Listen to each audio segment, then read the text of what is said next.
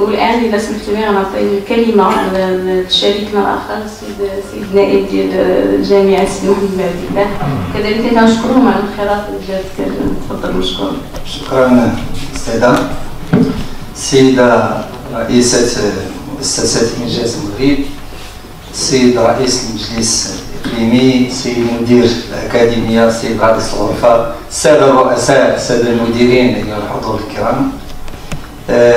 نحن في الجامعه نفتخر وسعداء بهذا اللقاء لانه فرصه لشكر مؤسسه انجاز المغرب التي مكنتنا من يعني خلق ما يمكن ان نسميه منظومه الاعمال داخل الجامعه، ان ايكو سيستيم داخل الجامعه، ان ايكو سيستيم دافير، لانه انطلاقا من المبادرات ديال انجاز المغرب استطعنا اولا اننا نخلق اصدقاء بتنسيق طبعا السي مصلح، السي العالمي، السي العراقي، طبعا هما حاضرين معنا تنشكرهم كاملين لان ولاو اصدقاء مهم تتلاقى معهم. وهاد الناس طبعا السي العزوزي والمجموعه كامله في هذا الاطار ديال انجاز المغرب استطعنا انهم يجيبوا خبرات من افاق متعدده ويجعلوها رهن اشاره كتله بشريه. السيده الرئيسه كتهضر على دي كونيكسيون، واحسن مكان لقيام هذه العلاقه، لقيام هذا النقل، هو المكان اللي تتكون فيه الساكنه كبيره، والجامعه هو فضاء امثل لبلوره ونشر هذه القيم بحيث انها توفر المكان الملائم الاكثر، طبعا بالاضافه الى المدارس والثانويات، للاتصال المباشر بالشباب وبحاملي الافكار المستقبليه.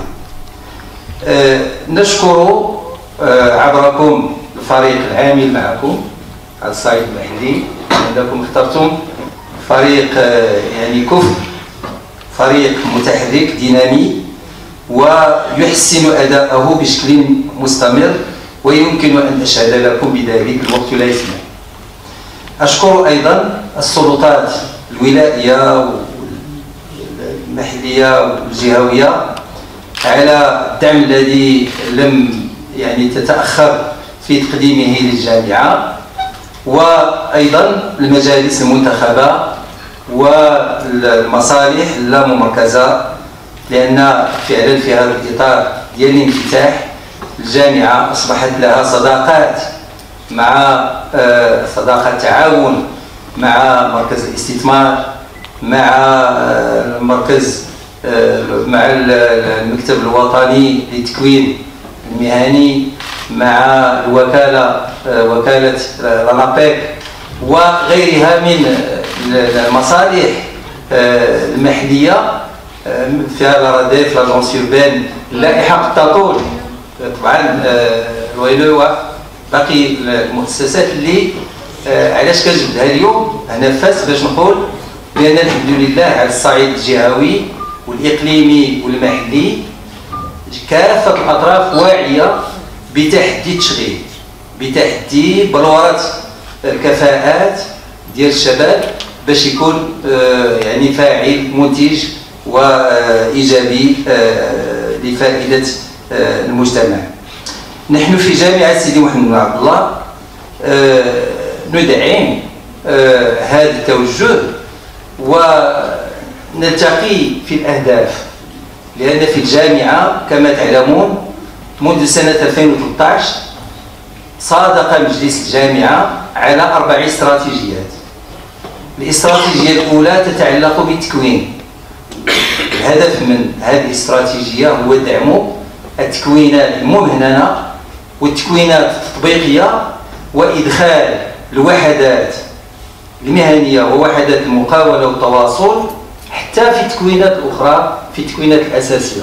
هذا هو جوهر الاستراتيجيه ديال التكوين، ونلتقي معكم اذا في هذا الجانب ديال الجانب التطبيقي للتكوينات. الاستراتيجيه الثانيه تتعلق بدعم البحث العلمي التطبيقي عن طريق تمويل مشاريع وهيكلة البحث العلمي في الجامعة إلى أقطاب، وهذه الأقطاب تقريبا 11 قطب، كل قطب يلبي حاجيات مجتمعية معينة، من يعني التنمية الصناعية، من التنمية الاقتصادية، من التنمية البيئية، من التنمية الاجتماعية، الجوانب القانونية والاقتصادية إلى آخره. الاستراتيجية الثالثة تتعلق باستراتيجية التواصل حتى لا تبقى الجامعة منغلقة في أسوارها، كيفية التواصل مع الشركاء ومع المحيط القريب والبعيد حتى تكون جامعة مشعة وجامعة تؤدي خدمتها لفائدة المحيط. وفي هذا الإطار طبعا تأتي استراتيجية الانفتاح التي وفرت لها الجامعة كافة الإمكانيات الضرورية لتيسير التواصل معكم. وفي هذا الإطار تم خلق ما يسمى بمركز الابتكار، لا سيتي دينوفاسيون، التي تعتبر فريدة على صعيد الجامعة المغربية. وطبعا اليوم بعض الجامعات بدات كتبع الجامعة ديال سيدي محمد عبد الله، ولكن جامعة سيدي محمد عبد الله تتميز اليوم بأنها تتوفر على مركزين ديال الابتكار مجهزين بآليات من الطراز الرفيع المستوى العالي، ويتوفر على فضاءات للتكوين المستمر. هذا هو اللي تنقول اللقاء معكم، لأن كاين فضاءات للتكوين المستمر داخل مركز الابتكار، وكاين فضاءات لاحتضان المقاولات لانكوباسيون داخل هذا المركز. اليوم هم حاضرين معنا الإخوان من لا سيتي دينوفاسيون، توجد 10 مقاولات شابة، 10 محتضنة داخل لا سيتي دينوفاسيون، توفر لها الجامعة كافة الإمكانيات الضرورية للعمل من هاتف، فاكس، عنوان، يعني مسائل زائد مكتب فيزيك اون بو لو فيزيتي. يتم انتقاء هذه المشاريع ديال المقاولات الشابة عبر آليات للتسابق إلى آخره، والمقاولات الشابة التي تنجح هذا التيست ديال الاختيار توطن داخل مركز الابتكار. بفضل إذن هذه الحركية التي توجد داخل مركز الابتكار والجامعة بصفة عامة، انفتحنا أيضا على الشراكة مع إنجاز المغرب. وهي مناسبة أنني نشكر الإخوان، لأن في 2015 و2016 يعني سنتين اللي دازت تم تكوين أولا فوج يتألف من 290 طالب في إطار البرنامج ديال ستير يور كارير، وهو البرنامج اللي أيضا تمت إعادته هذه السنة بتكوين 325 طالب إضافي، يعني في المجموع فتنا 530 طالب. والجميل في الأمر هو أنه ملي كينتهي البرنامج يتقدم الطلبة المعنيين تيطلبوا بتكوينات إضافية، ومنهم اللي كتوصلوا الأصداء تيجي تيقول لك واش مازال غادي تنظموا شي حاجة بحال داك البرنامج اللي داز. أضف إلى ذلك البرنامج الثاني اللي هضرت عليه وهذا العام أيضا انطلق في الجامعة، واللي هو ديال كومباني بروغرام، واللي في إطاره استطعنا بالتعاون معكم نكونوا تقريبا 277 طالب في كل ما يتعلق بالمقاولة، ولكن بحال اللي قالت هند تكوينهم بالممارسة عن طريق مجموعات تنظم داخل مركز الابتكار، ويطلب منهم أنه في 3 أيام ولا 4 أيام شحال مدة زمنية أنهم يخرجوا بفكرة مقاولة.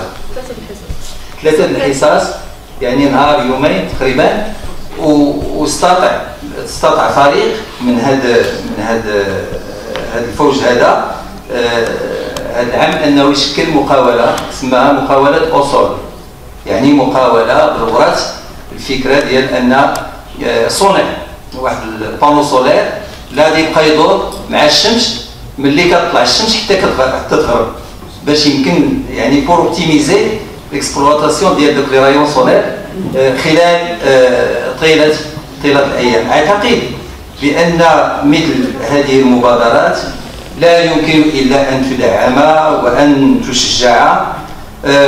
وذكرت بمركز الابتكار لكي اقول بان الجامعه منخرطه، وهي مناسبه ايضا نقول بان مركز الابتكار اليوم دخل فيه شريك اساسي هو وزاره الصناعه والتجاره، اللي معاه طبعا كاين تمويل سنوي، واللي معاه تم يعني توقيع اتفاقيه من اجل خلق اون فونداسيون مؤسسه باش معكم نزيدوا في هذا التوجه ونمولوا كل ما يمكن ان يدعم الفكر المقاولاتي عند الطالب الشاب وعند كافه الطلبه. بدينا ببعض الفئات المعنيه، ولكن الهدف ديالنا من بعد نوسعوها لكافه التخصصات لكافه المؤسسات.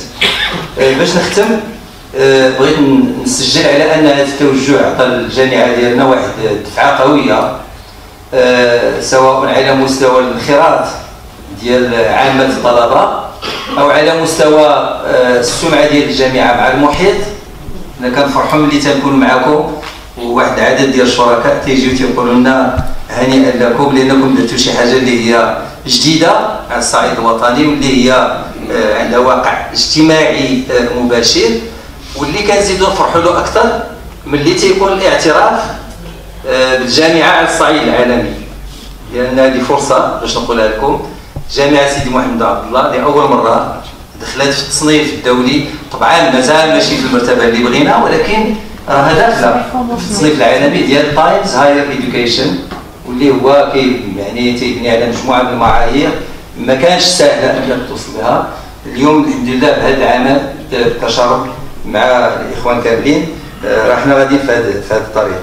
فشكرا لكم من جديد، وشكرا لكافه الشركاء اللي تدعموا الجامعه، واملنا ان تتقوى هذه الديناميه ديال التعاون، لان المجتمع محتاجنا، النسيج الاقتصادي محتاجنا، وغادي يزيد يحتاجنا اكثر في المستقبل، لان المنافسه شرسه ولا ترحل، وبالتالي فالتعاون والانفتاح مساله ضروريه واساسيه. ونحن متاكدون بان النجاح ايضا سيكون حليفنا من اجل يعني خدمه هذا الوطن، ومن اجل اداء المهام المنوطه بنا كل في مستواه، يعني في اطار التوجهات الملكيه الساميه اللي جار هذه البلاد وباغيها باش تنمى. فشكرا لكم جزيلا، والسلام عليكم ورحمه الله. جامعة سيدي محمد عبد الله المحترم على الكلمة الطيبة ديالكم، واللي أكد فيها على التعاون الاستثمار في العنصر البشري والأهمية ديالو وانخراط الجميع فيه. وكنحييكم كذلك على انفتاحكم على المحيط اللي أبان صراحة بجميع المجالات المختلفة. كتكون جامعة حاضرة اللي أصبحت واحدة ديال التنمية، ماشي فقط كتنتج لنا الوخام، ولكن كذلك كتساهم في التنمية ديال المحيط.